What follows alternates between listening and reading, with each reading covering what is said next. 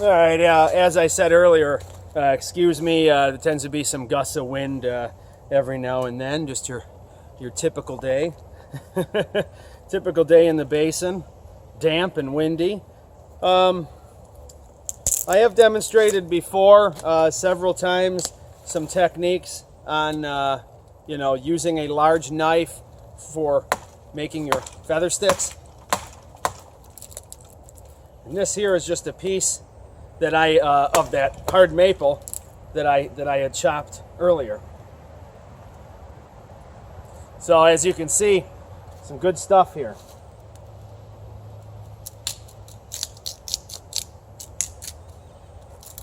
To not have to always look around for a baton is feels good to me as well. So just as the two previous knives before this, the Ontario SP5, just like the BK9 and the Linder Crocodile Hunter, are both, all three I should say, are made of carbon steel. And they are very easy to field sharpen. This is a 1095 Crovan, which is just a chrome vanadium added to your run-of-the-mill 1095, if you will. So it's really what it is 0176 Sharon. I guess that was the company that had pretty much came up with this type of steel. Correct me if I'm wrong. I'm sure someone will.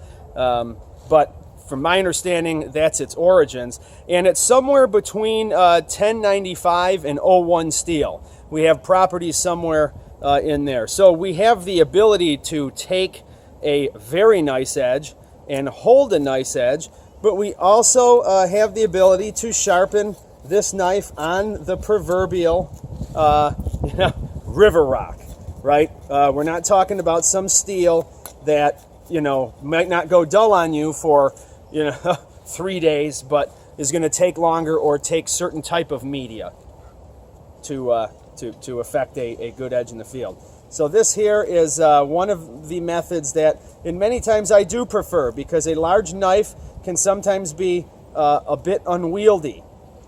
And rather than struggling with trying to steady a blade, it is many times easier to move the wood.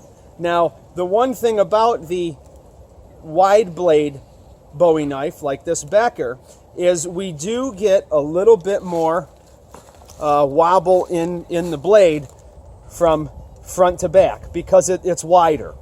Whereas the Linder Crocodile Hunter and the SP5, we had a little bit narrower blade profile. So we didn't quite have as much wobble, spine to cutting edge, if you will. So this here really stabilizes it. Now, I have demonstrated some other ways, and numerous other people online have demonstrated ways to, feather,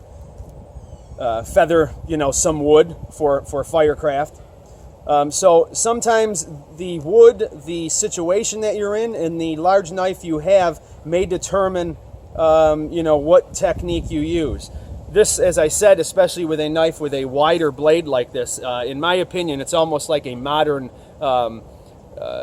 Hudson Bay style knife. It's almost cleaver-like, and it feels like that when chopping. You have this heavy saber grind here on a 3/16 blade, nice flat grind, and what I like to do is soften the shoulders on here. So I sort of take that V grind down a little bit, and this becomes a convex edge. But I've demonstrated that, of course. Some people like to put the spine of the blade up to their knee and draw the wood, and I don't particularly care for that method, especially if I have to do anything that's going to take a couple minutes, like making a feather stick, because I sort of find it a little bit uncomfortable.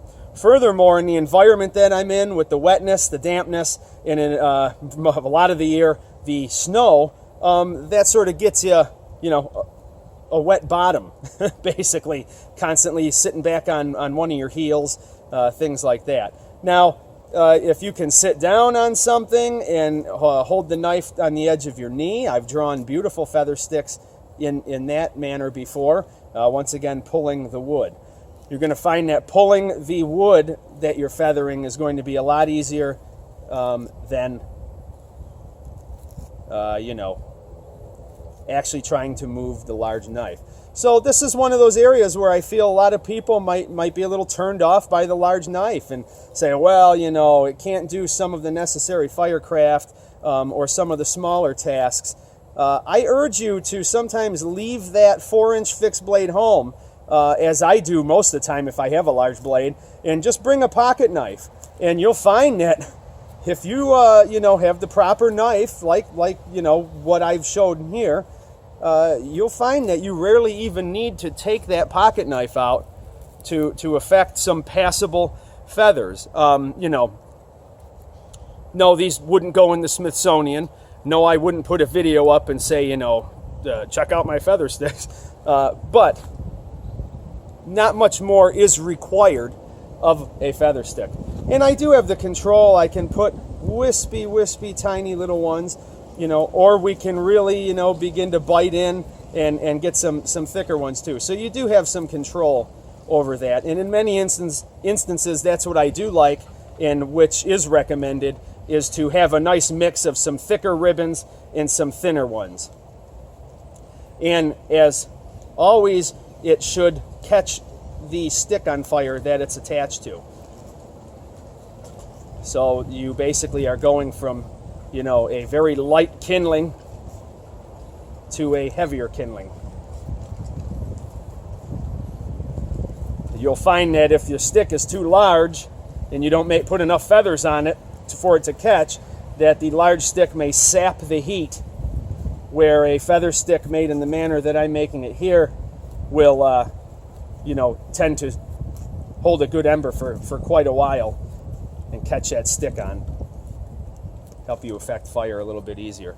So we're just pulling back on this, and you know, we're drawing with our blade here.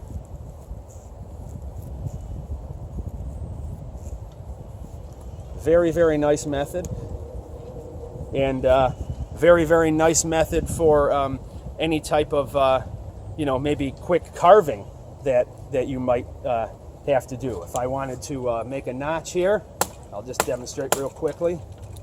All right, I would make a stop cut, and I could, the knife is in complete control 100% of the time. There we go. And none of this requires, you know, I mean, unless you don't have a tree, maybe you would have an issue, but none of this really requires anything more than a small tree where you can get enough of your spine on there for some control and still be able to, you know, maneuver your piece of wood. Of course, the further out to the end of your blade you get, you're working with physics again, you know, like a teeter-totter. You want to be a little bit closer, and so that's why you want to pick trees that, you know, maybe are a little bit smaller. Okay, thank you very much for watching. We'll have some different techniques, show some other things here with, in my opinion, one of the best large fixed blades going right now. Becker BK9, Woodsman knives, Bowie knives for the Woodsman.